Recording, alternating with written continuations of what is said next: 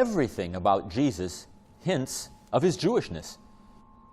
Take his name, Yeshua in Hebrew, a fairly common name in ancient Israel, meaning salvation, and linked with another ancient Israelite name, Joshua. Jesus wasn't a rabbi himself, although he was called rabbi. At the age of 30, he left his home and met John the Baptist, the baptizer, the immerser, whom Josephus says exercised great influence over the people. There's no Christian element in his baptism by John. And as far as we can tell, Jesus never baptized anybody. After remaining for some time in the company of the Baptist, the baptizer, Jesus founded a separate community. This was perhaps because he viewed the kingdom of heaven as being realized in the present, while John the Baptist regarded it as a future messianic aspiration. Jesus went on to select 12 students, talmidim in Hebrew, or disciples, teaching them about many things. But in what language did he speak? Until recently, it was believed that the spoken language of Jesus and his disciples was Aramaic. But today, with the discovery of the Dead Sea Scrolls, it's hard to deny that most people, even if they knew Aramaic, were also fluent in Hebrew. Jesus was no ignorant peasant. He was deeply acquainted with both written and oral law. Consequently, the sayings of Jesus are also an important source for our knowledge of the world of the Jewish sages. They pave the way for our understanding of oral law, halakha, and the Jewish commentaries. Let's face it, it's virtually impossible to understand the essential words of Jesus without having some familiarity with rabbinic literature. Jesus lived in a Jewish world in which both written and oral law were flourishing, and that world was dominated by a party known as the Pharisees.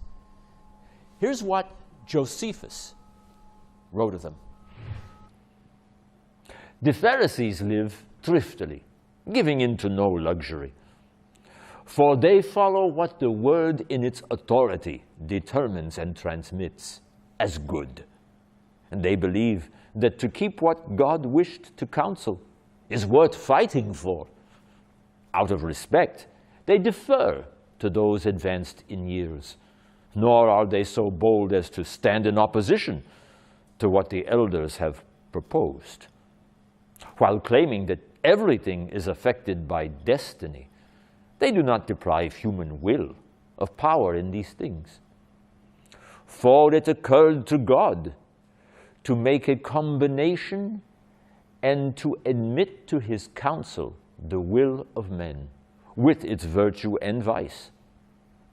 Their belief is that there is an undying power in souls, and that under the ground there is an accounting to reward and punish those who were righteous or unrighteous in this life.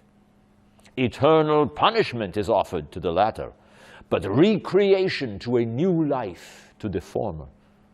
Because of these ideas, the Pharisees are the most persuasive among the citizens, and all the sacrifice and prayer offered to God happens to be according to their exegesis of Scripture. In this way, those who live in the cities have witnessed to their virtue in developing and devoting themselves to all the best in their words and way of life. Antiquities 18, 12-15. The Pharisees had taught that Moses received not one, but 2 Torahs on Mount Sinai, one written and one oral. The written Torah comprises the first 5 books of the Bible. The oral Torah, much longer, was taught by Moses to Joshua, who taught it to the next generation, and so on. The Pharisees, in developing and teaching the oral law, paved the way for the many volumes of rabbinic literature that would be set to writing in the centuries to come. That literature, rarely if ever studied by Christians, contains the essence of the oral laws that Jesus also taught and quoted. If you're familiar with the famous novel and film Fahrenheit 451, you recall a story about some future time when the great books of our culture would be passed out and memorized in fear of a decree that they be destroyed. Rabbinic literature is just the reverse. Originally, the oral law was to be committed to memory. It could not be written down. But as time passed, in fear that it could no longer be memorized properly, it was finally set to writing. The result was the Mishnah, a collection of laws, 63 tractates of them, edited, the proper term is redacted, by Rabbi Judah Hanassi in the year 220 of the Common Era. Those 63 tractates are divided among 6 larger divisions or orders. Zra'im, or seeds, dealing with prayer and blessings, tithes and agricultural laws. Moed, or appointed time, containing Sabbath and holiday laws. Nashim, or women, relating to relations between a man and his wife. Nezikin, or damages, all about tort and property law. Kodashim, or sacred things regarding temple service and the laws of sacrifices. And Toharot, or pure things, having to do with attaining a state of ritual purity. Many of these laws cover areas in which the written Torah is silent. For example, the Torah forbids work on the Sabbath day, Shabbat. But what constitutes work? The Mishnah, written entirely in Hebrew, specifies 39 categories of forbidden labor. In another passage, Deuteronomy 8:10, we read, "When you eat and are satisfied, give thanks." Give thanks how? The Mishnah spells out specific blessings to be recited before and after each kind of food, and what to do if the wrong blessing is recited by mistake. Then we have the Talmud, which is essentially a running commentary, a collection of additional oral laws that try to resolve inconsistencies in the Mishnah. For example, the Mishnah relates a case in which 2 people simultaneously find a piece of cloth laying in the field. Each one claims it. But to whom does it belong? Each person must take an oath, declaring that at least half of the item belongs to him.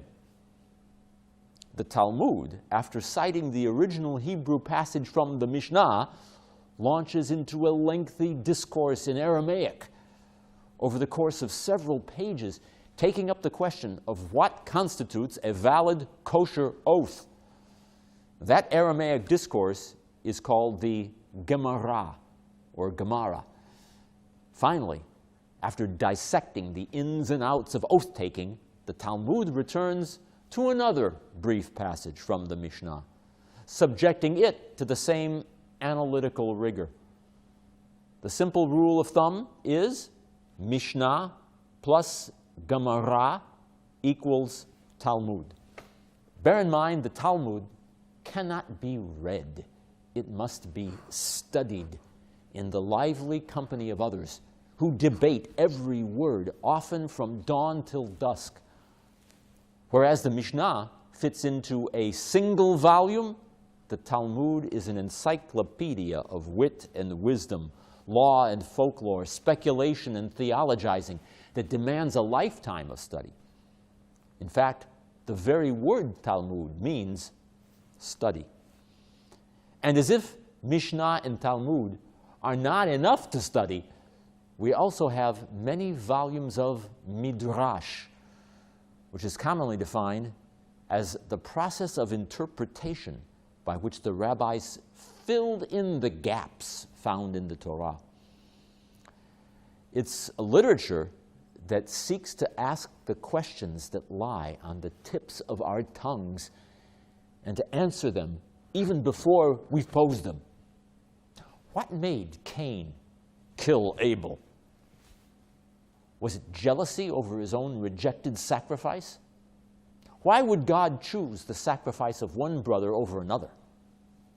Did Isaac know that his father intended to sacrifice him on that altar? Did Sarah know what was going on? These are only a few out of thousands of questions for which the rabbis struggled to answer. There are, we should note, two types of midrash. There's midrash agadah, relating instructive stories and parables. Jews have always taught by way of parables, and Jesus employs the same technique. There's also midrash halacha, relying and relaying even more Jewish laws and practices. Interestingly, many Christian scholars think that keeping the commandments, especially the oral law, was somehow a problem for Jesus. While it's true that the New Testament records certain disputes regarding the keeping of particular commandments, most of them center on minutiae. For example, we're told that some Pharisees criticized Jesus' disciples for not washing their hands before a meal. But it was only during Jesus' time that this custom was established at all. Then there's the question of Jesus healing people on the Sabbath. Furthermore, healing through speech was permitted by Jewish law, even in cases where it was not a matter of life and death. And any healing was always permitted in cases of life and death, even on the Sabbath, even on Yom Kippur. Then there's the case of Jesus' disciples plucking heads of grain on the Sabbath. Was this a violation of Jewish law? Not according to the Galileans, who held that this was permissible as long as they were rubbed by hand and one did not use one's fingers. Again, this is trivia and hardly worthy of the claim that Jesus relaxed Jewish law. Jesus was scrupulous in keeping the commandments, often agreeing with the conservative school of the Pharisee Shammai when it came to such matters as divorce and the question of proselytism. On various ideological matters, Jesus was closer to the house of Hillel, which became authoritative in rabbinic Judaism down to the present day. Hillel, who lived in the 1st century BCE, famously declared, "That which is hateful to yourself, do not do to your neighbor." Jesus changed the statement from a negative to a positive. Love your neighbor as yourself. It can be generalized that Shammai's teaching was motivated by a fear of sin, while Hillel's centered on the love of one's fellow. If we think of Jesus himself as a Pharisee, he likely formed a bridge between Shammai and Hillel. Like other Pharisees of the day, Jesus regarded the Torah and its every letter as a world complete in itself, on which the existence of the physical world depends. In his eyes, the smallest commandment weighs as heavily as the greatest. To that extent, he shared the worldview of the ancient sages and the pious Hasidim. By being stringent in moral matters, he wanted to develop the humanitarian side of Judaism. He echoed the view of the Pharisees that one who even glances at a married woman has committed adultery in his heart. The sages had noted that the very word adultery in Hebrew, tinaf, contains 4 letters, going on to comment that a man commits adultery in 4 ways: with his eyes, his hands, his heart, and his feet. Such sayings of Jesus are in fact hard to understand without studying Mishnah and Talmud. Bear in mind, the Gospel of Matthew, arguably edited later when the movement of Jesus was already beginning to separate from traditional Judaism, presents the views of Jesus as opposed to those of the sages. However, there really is no difference between the views of Jesus and the authentic Jewish traditions of his day. Sadly, Christian tradition has turned the Pharisees into straw men for Jesus. And it's no exaggeration to say that the Pharisees have received the bum rap of the centuries. And since the Pharisees are the direct forebears of rabbinic Judaism as we know it today, the result of all the unfortunate stereotyping has been 20 centuries of vicious anti-Semitism. What we're saying is that the Gospels themselves, in the way they've been read, have unwittingly given birth to a good measure of anti-Semitism. And that's something we have to confront. What about Jesus' charge against the Pharisees, that they are hypocrites? Well, that wasn't the first time that Jews used the term hypocrite. The Talmud tells us that Alexander Yanai said to his wife, "Fear neither the Pharisees nor those who are not Pharisees, but fear only the hypocrites." Tzvu'im, or colored ones in Hebrew. This reminds us of Jesus' comparison of the Pharisees to whitewashed sepulchres that are full of maggots inside.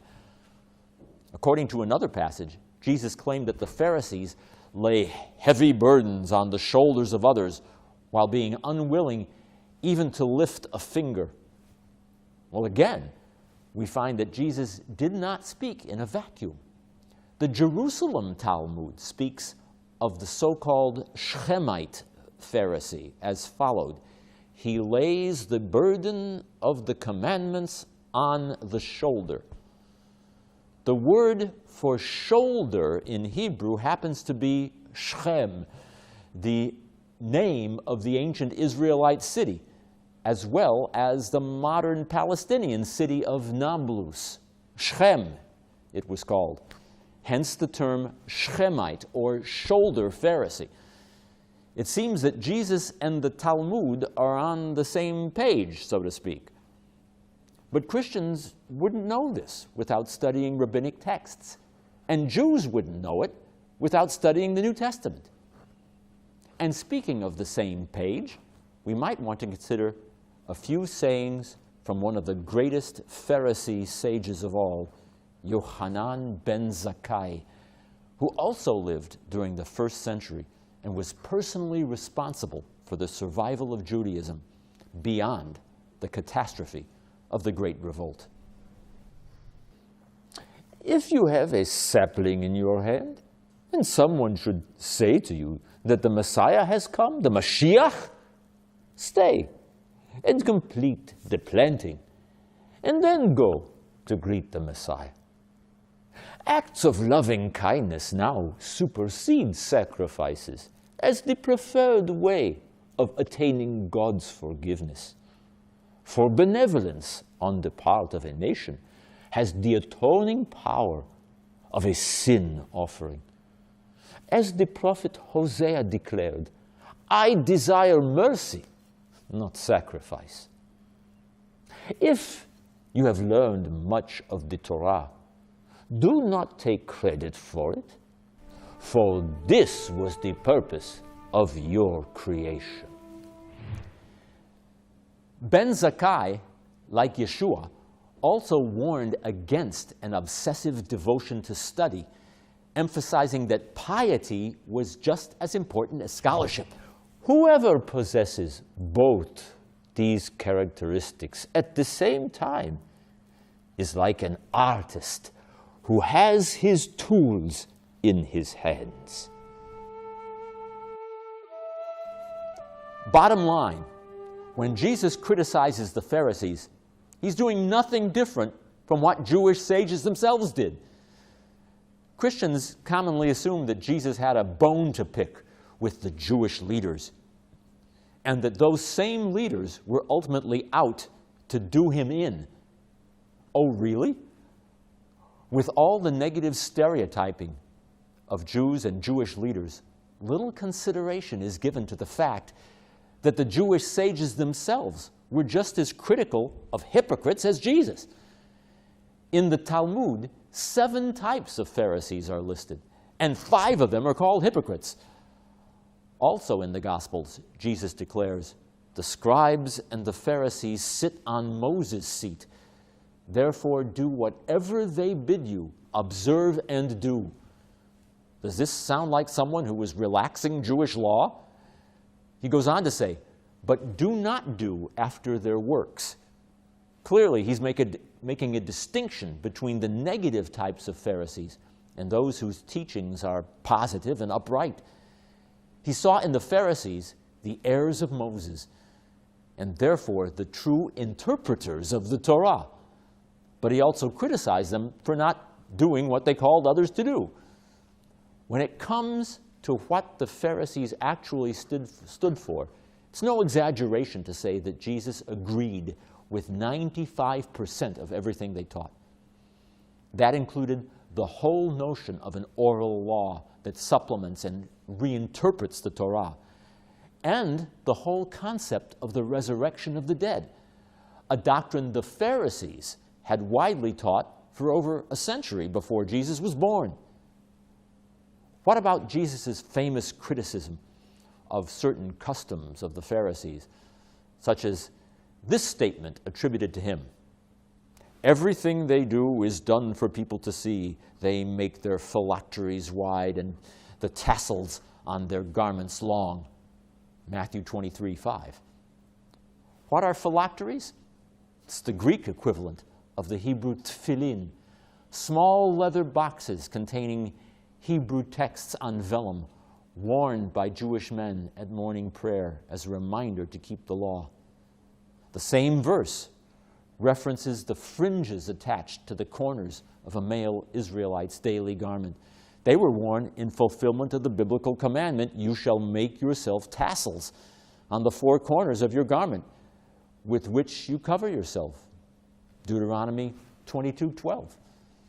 The Pharisees interpreted this in a literal way, and the ancient cloak ultimately evolved into what we call today a prayer shawl. Is it odd that Jesus would criticize this custom when the New Testament tells us that he wore such a cloak himself? We read, "A woman who was diseased with an issue of blood 12 years came behind him and touched the hem of his garment." Matthew 9:20.